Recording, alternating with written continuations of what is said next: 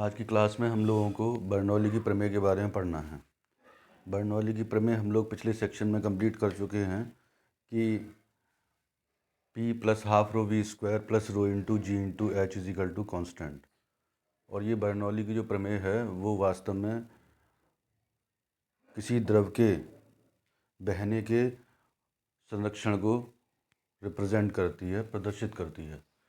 तो यहाँ पर P जो है वो दाब हुआ करता था, एकांक आयतन का दाब। फिर बहते हुए जल का एकांक आयतन की गतिज ऊर्जा हाफ रो वी स्क्वायर होती थी। और फिर बहते हुए जल में जो स्थितिज ऊर्जा है एकांक आयतन की, वो रो इंटू जी इंटू एच हुआ करती थी। इन तीनों ही का जो सम है वो कांस्टेंट के बराबर होता था। और वास्तव में हम कहते थे कि बर्नौली की प्रमेय बहते हुए जल के लिए ऊर्जा संरक्षण का ही एक नियम है।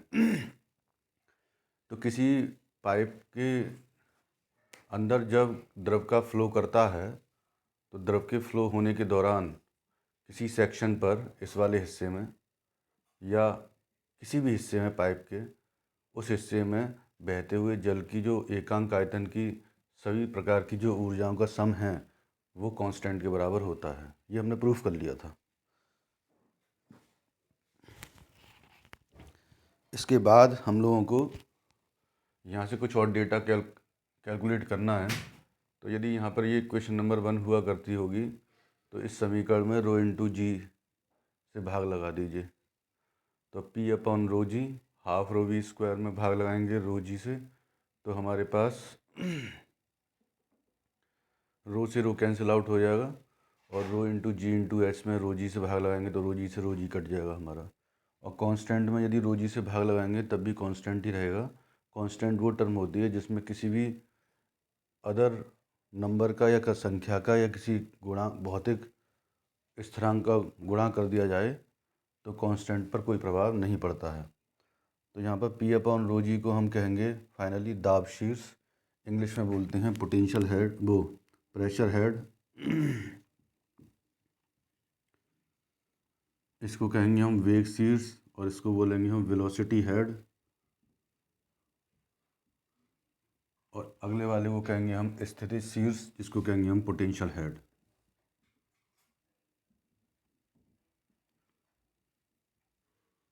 इसका मतलब क्या है कि जब द्रव का किसी पाइप के अंदर फ्लो हो रहा हो तो बहने के दौरान लंबवत तल में P अपॉन रो जी को दाब शीर्ष कहते हैं। उसी तरह से यहाँ पर एक रेखा खींच दी जाए, लंबवत तल बना दिया जाए तो इसके along v square upon two g को वेग शीर्ष कहेंगे। और ऊंचाई के साथ लंबवत तल में जो शीर्ष होगा उसको कहेंगे हम पोटेंशियल हेड या स्थितिज शीर्ष। ठीक है। तो ये बर्नौली प्रमेय का एक अदर फॉर्म था जो हमने दाब शीर्ष, वेग शीर्ष और स्थितिज शीर्ष के फॉर्म में पढ़ा। अब आगे हमको पढ़ना है बर्नौली प्रमेय के अनुप्रयोग, application of Bernoulli theorem. Examination में खूब पूछे जाते हैं ये application of Bernoulli theorem, Bernoulli प्रमेय के अनुप्रयोग। तो पहला बर्नौली प्रमेय का अनुप्रयोग जो है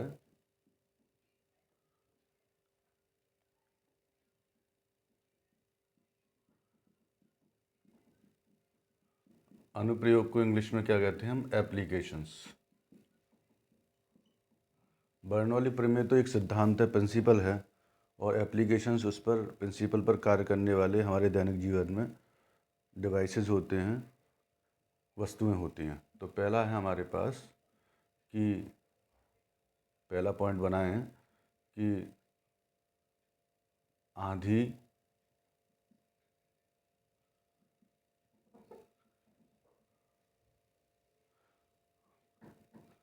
एवं तूफान के समय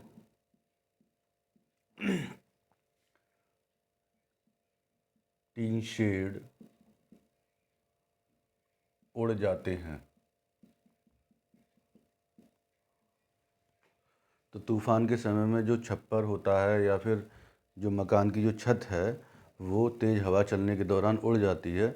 बाकी बचा हुआ जो हिस्सा होता है मकान का, वो अभी भी किस में रहता है, किसी भी डैमेज की फॉर्म में नहीं होता है, उसमें कोई डैमेज नहीं होता। सिर्फ मकान की जो छत है वो ऊपर तेज़ हवा के दौरान उड़ जाती है। तो मान लीजिए ये कोई छत है मकान की, और यहाँ पर जब तेज़ हवा चलेगी तो जो द्रव है हमारा, उसकी जो वेलोसिटी है यहाँ पर, वेग जो है वो बढ़ जाएगा। v की वैल्यू क्या हो जाएगी, यहाँ पर मैक्सिमम हो जाएगी, क्योंकि तेज़ हवा चल रही है तो ऊपर की जो छत है, छत पर हवा का वेग ज़्यादा होगा, और इस वजह से द्रव का वेग भी यहाँ क्या हो जाएगा, फ्लूइड का वेग बढ़ जाएगा। और नीचे की जो हवा है वो ऑलमोस्ट किस में रहती है, शांत अवस्था में रहती है, रेस्ट में रहती है। तो यहाँ पर द्रव का जो वेग है वो क्या होगा, मिनिमम होगा। यहाँ मैक्सिमम है और यहाँ मिनिमम है। अब हम बर्नौली की थ्योरम जो है हमने उससे जाना है कि जहाँ पर वेग द्रव का ज़्यादा होगा वहाँ पर दाब की वैल्यू कम हो जाएगी, और जहाँ द्रव का वेग कम होगा वहाँ दाब की वैल्यू ज़्यादा हो जाएगी। इसका मतलब वेग दाब के व्युत्क्रमानुपाती होता है ना। जहाँ पर द्रव का वेग बढ़ जाएगा वहाँ पर दाब की वैल्यू जो वो कम हो जाएगी, पी की वैल्यू मिनिमम हो जाएगी, और जहाँ द्रव का वेग कम होगा वहाँ दाब की वैल्यू क्या हो जाएगी, ज़्यादा हो जाएगी। तो इस दाब के अंतर के बराबर जब आप डेल्टा पी निकालेंगे तो लिखेंगे पी मैक्सिमम माइनस के पी मिनिमम। इस दाब के अंतर के बराबर को क्या लिखते हैं हम, एफ अपॉन ए लिखते हैं। यानी कि यहाँ पर अधिक दाब तो ये है और ये क्या है, हमारे कम दाब है। और हम जानते हैं दाब हमेशा अधिक रीजन से कम रीजन की तरफ अप्लाई होता है ना। दाब जो होता है, द्रव का दाब हमेशा हाई प्रेशर जोन से लो प्रेशर जोन की तरफ अप्लाई होता है। तो ये हाई प्रेशर जोन है, ऊपर वाला लो प्रेशर जोन है। तो ये दाब का अंतर डेल्टा पी बराबर P maximum minus P minimum हो गया। दाब के लिए फॉर्मूला जानते हैं, एफ अपॉन ए होता है। तो एफ बराबर क्या लिखेंगे, डेल्टा पी इंटू ए। डेल्टा पी क्या है, यहाँ पर दाब में अंतर है। तो इस वजह से एक ऊपर की तरफ फोर्स या ऊपर की तरफ एक बल कार्यरत होता है, जिसकी वजह से टिन शीट जो है वो उड़ जाते हैं, जबकि बाकी बचे हुए मकान के हिस्से पर कोई प्रभाव नहीं पड़ता है। इसको लिखेंगे।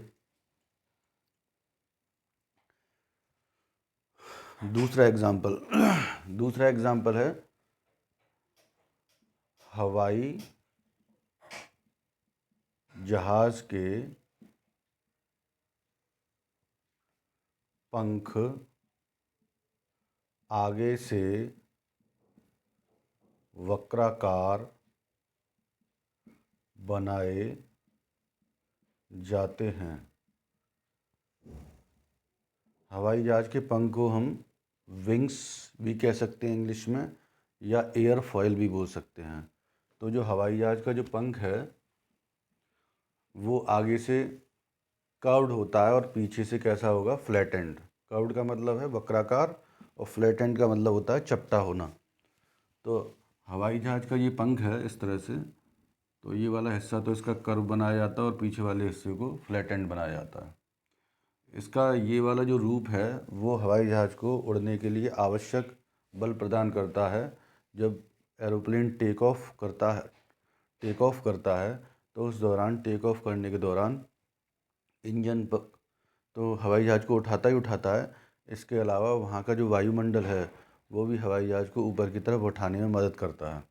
तो इस वजह से आगे की जो हवा है उसकी स्पीड तो यहाँ ज़्यादा होती है ना। ये जो आगे जब हवाई जहाज़ रनवे पर दौड़ रहा होता है तो उसके जो पंख होंगे, पंख भी इस तरह से आगे की तरफ ऐसे करके दौड़ रहे होंगे। तो अगला वाला हिस्सा क्योंकि वक्राकार है, इसीलिए आगे वाले हिस्से से गुजरने वाली जो हवा है उसको ज़्यादा दूरी तय करनी पड़ेगी। जबकि पिछला वाला जो हिस्सा है वो कैसा है, चपटा है, फ्लैट एंड है, जैसे डायग्राम में दिखाया गया है। इसीलिए यहाँ पर दूरी कम तय करनी पड़ेगी। और हम ये समझ रहे हैं कि जब फ्लूइड को